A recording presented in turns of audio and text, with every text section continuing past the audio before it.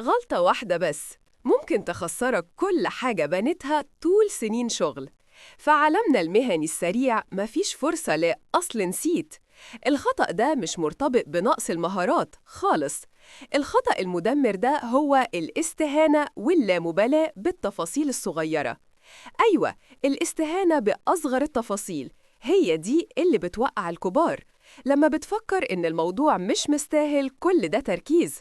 تخيل إنك بتسلم تقرير مهم جداً لعميل كبير وبتكتشف متأخر إن في رقم واحد بس غلط، أو إنك بتنسى تبعت مرفق حيوي في الإيميل ده.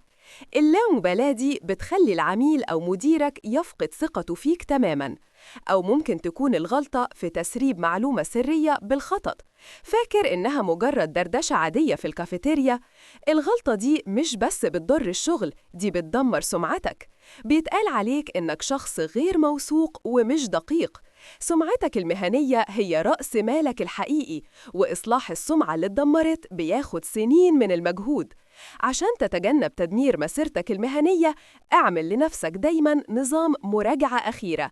راجع كل تفصيلة مهما كانت بسيطة قبل التسليم. خليك واعي، تفصيلة بسيطة ممكن تنقذ وظيفتك. ما تنساش تعمل لايك وتشترك في القناة وتكتب رأيك في الكومنتات.